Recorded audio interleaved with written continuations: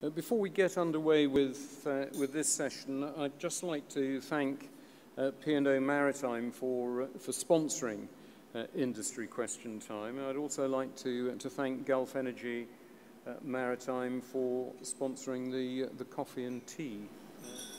I understand that Mohammed Al-Mualem has been detained briefly. His chairman has just arrived, so he's going to join us shortly. So we will get underway.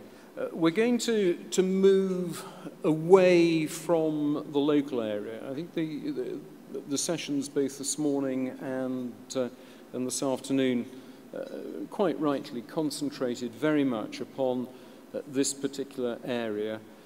How it sees the future development, a little bit of crystal ball gazing, although that is always extremely difficult to do. But for this industry question time, we're going to broaden the scope. You will have seen from the pre-conference material and the programme that there were two questions to be addressed. Taking the second one first, fuel cost increase, who should foot the bill? The answer to who will foot the bill is you and me and anybody who buys goods that travel by sea, because if the fuel price goes up, that is going to be passed on to the consumer inevitably. So I don't think we will spend too much time on that. What we will do is look at the environmental issues that are affecting the shipping industry. And before I introduce the panel and explain to you something about their background, I think it would be helpful for us and if we knew a little bit about your background, because we're hoping that this is going to be interactive. We're not going to talk at you for the next 2 hours. This is your opportunity to put questions to a very experienced panel. But just to get some feel, could you raise your hands if you would describe yourselves as ship owners and operators? Okay. And charterers?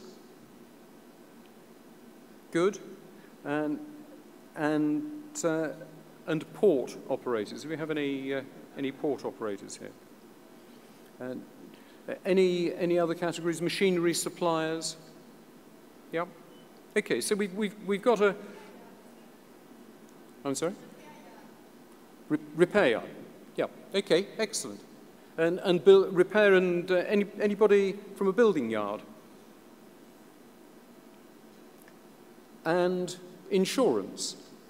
Excellent. Hull and machinery, P&I, a broad scope. All of those various categories are going to be affected by the things that we're going to be talking about this afternoon. Any lawyers in the audience? No, in the audience. Yeah, okay. Well, that's two of us, so we might be able to cover that. The panel that we have this afternoon come from a range of backgrounds, and I'd like to just move down and introduce the panel. Mohammed Al-Mualem has probably been sitting up here for all his natural life. Poor man hasn't had a break, but I'm sure that you will have heard his very interesting contribution this afternoon. He's the Senior Vice President and Managing Director of DP World UAE region, and has led the growth and development of this extremely important port. He joined Port Rashid in 1983 and has been involved in port management and development ever since. He has a Bachelor of Science in Industrial Engineering from the University of Portland, Oregon. He's completed extensive training and education at Cranfield and British Airways, and will be able to provide us with some local background and of course talk about ports and the environmental issues there. Bob Ferguson is the head of Marine Safety, Environment and Quality at Gulf Energy Marine. He has 46 years experience in the marine industry, went to sea at the age of 16 as a cadet, progressed to master, 24 years at sea in tankers, and then offshore management. Jasmine, I'm sure, will be known to those of you locally in Dubai. Jasmine Ficht is the managing partner of Ficht & Co., which she founded here in Dubai in 2005. She studied maritime law in Hamburg and then also at Southampton. She also established the UAE branch of WISTA, Women's International Shipping and Trade Association, in 2010, and a very important body that is. So we're hoping that Jasmine will be able to help with some of the trickier legal issues.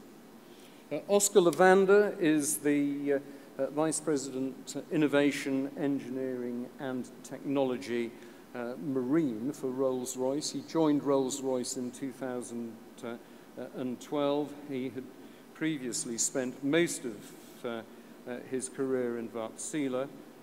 He has an MSc in naval architecture and has a particular interest in LNG. And as we look to the future, LNG is undoubtedly going to play a very important role in that.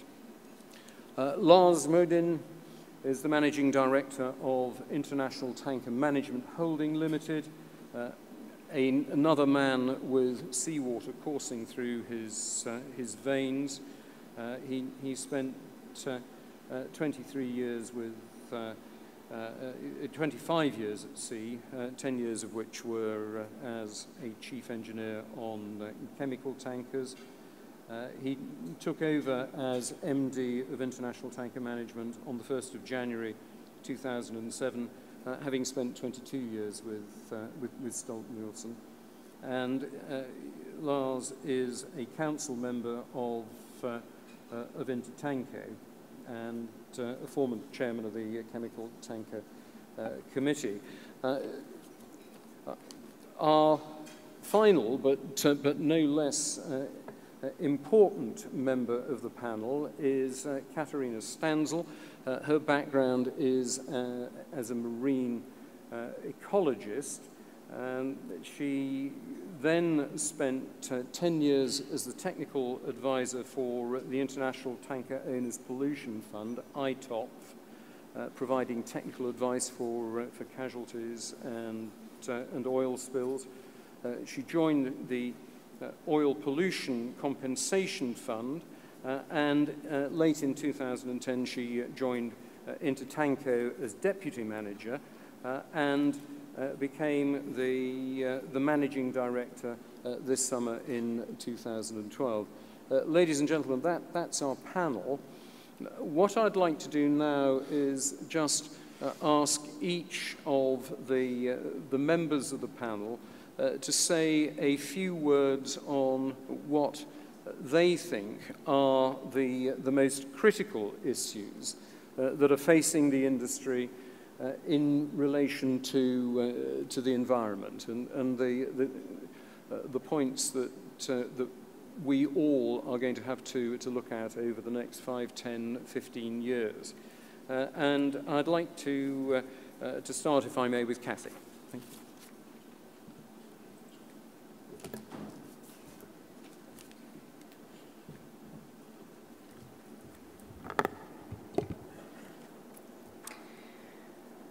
Right, good afternoon all. Ladies and gentlemen, I just want to give you 5 minutes on an overview of what we could discuss this afternoon. We've only got 2 hours, and these are topics that could really keep us busy for the next 2 years and probably will keep us busy for the next 20 years when we actually look at our daily operations. So the slide is just as a memory jogger for me, and to give you an overview of what ship owners, and those of you that are not, get an idea of what we're dealing with day to day in the environmental arena. This has changed a lot. I mean, if you look at, in particular, my sector, tanker shipping, 10 years ago, 15 years ago, what were we talking about? Oil pollution. That was the one thing. Everything was about oil, everything was about MARPOL and Annex 1, and that's what we needed to solve, and that was the only thing we needed to solve. Well, unfortunately today, the field looks very, very different, and I'm saying that as an environmentalist. I'm saying unfortunately, because what we need to do is try and keep things in balance. We need to actually make sure that whatever regulations are coming in, we can actually enact properly and make sure that our vessels and our crews stay safe while they're doing it. And unfortunately, sometimes today, we're seeing overlapping requirements that can actually cause difficulties and make things worse rather than better. So let me just run you through what we've got on the agenda so you can pick and choose what you want to ask questions on later. There are things that are specific to the tanker trade, and they are pretty much solved by now. I mean, one of the things, for example, is that our cargo produces volatile components that would be vented to atmosphere in the old days and create not just explosive atmospheres, but also create pollution. The VOCs issue, that's pretty much solved right now. We don't need to talk about that. We used to have ozone-depleting substances in cooling equipment, in refrigeration equipment. That's also largely solved because we've basically looked at it from a global perspective and said, right, how can we change that to gases that we can use, etc. So it's not a big one. We've got recycling issues now. We're looking at cradle to grave from the moment that a ship is designed and built to when it is actually recycled and taken apart in its components. And what's very interesting for us in the shipping industry is if you compare an aircraft and a ship, the statistics say that from an aircraft, if you try and recycle that, maybe 20% of materials are recyclable. If you look at a ship, it's probably about 80 to 90%. So in terms of the footprint of our machines, our ships, we're much better off already, but there are things that we need to solve because we have hazardous materials, etc., that we need to look at, and we have conventions hopefully coming in at some stage soon that will help make that more robust and better. Now, there are marginal environmental issues that are also on the agenda. Things like when ships strike whales, cetacean strikes, or when the noise affects marine mammals, for example. These are all things that are going on in the background, but are they really the big issues for us today? I don't think so. So the top environmental issues for me and for my team and for our members at the moment really relate to things that are regulated under MARPOL. They are looking at reception facilities for example, sewage and garbage, because we still have problems with that today. And one of the issues is people always say, well, just put an incinerator on the ship or get more storage capacity on the ship, or it's always the ship that has to solve it. But really, with those kind of issues, what we should be doing is A, solve it at source, and B, solve it ashore if we can, because it's much more efficient to have the ports, for example, providing proper and adequate reception facilities than to have incinerators on 70,000 vessels. So that's sort of the one big thing that we're dealing with. Another thing is, if you look at the other MARPOL annexes, we're looking at ballast water, for example. Ballast water treatment and the effects that might have on the environment is a huge issue for the industry. We're trying to make sense of a regulation that's coming in that isn't robust enough to make sure that we as owners can actually comply with the requirements of that regulation. And ultimately, we're caught between a rock and a hard place. We've got technology that may work, but we are not sure because the regulation doesn't give us an adequate and robust enough testing mechanism to make sure that when that stuff goes live to be sold to members, it actually delivers something that will then comply with the regulation. So for us, that's a difficulty. And then ultimately, if you go away from the water and look at air emissions, Annex 6 under MARPOL, we have another huge, big focus area right now. First of all, the regional and local one, so the NOx and SOx emissions, sulfur and nitrous gases that are emitted from combustion engines. And here we have my second sort of main focus, and that's regionalization of regulation. We have, and I'm sure it'll come up, we have the advent of ECAs, emission control areas around the world, where sulfur levels in the fuel we're burning are lower than the rest of the globe. And you're probably aware that this year alone, we've had 2 changes in the sulfur limits in fuel that can be burned already. We've had the 1st of January this year, the global cap on sulfur in marine fuel went from 4.5% to 3.5%, and in August we had the North American ECA coming into force, which means that a whole swath of sea area around North America now requires much lower sulfur fuels to be burned than before. That, of course, for shipping, that's a global industry, is making it much more difficult, because suddenly you're having to not just carry different grades of fuel, but also know when to use them. And regionalization of regulation in general is one of the big problems that we need to deal with today.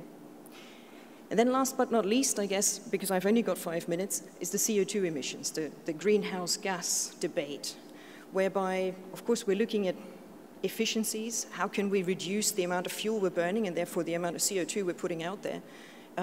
How can we make sure that actually shipping becomes more efficient? The big message really is we're already incredibly efficient. If you compare like for like on a tonnage basis, shipping is the most efficient transport mode around. And it's actually an incredibly important transport mode for the global economy. So still, we need to try and be more efficient, and it's a no-brainer for us, because if you look at bunker prices today, nobody wants to burn more than they absolutely have to. But what we need to do is make sure that any regulations coming in actually make sense. So we have a few that are starting early next year, in January. We'll have the ship energy efficiency management plans coming in as mandatory. Great, our members have been using them usually from 2009, because they actually provide savings and efficiencies that are useful to have in this environment. And then we have things like design indices and design requirements for new ships. So the way ships are built and their efficiencies going forward will be better from next year onwards. What the big issue there is, we really want to make sure that we look at the bigger picture. Because if we take all these together, for example, on reducing sulfur emissions, some people say, well, we could just, instead of burning cleaner fuels, we could just use scrubbers. But then if you use a scrubber that has energy demands that are significantly higher, and you're actually burning more fuel, pushing your CO2 levels up. So what we need to do is keep the bigger picture in mind whenever we look at any one of these in isolation. And I think it should give us plenty of opportunity to discuss for the next 2 hours. Thank you very much.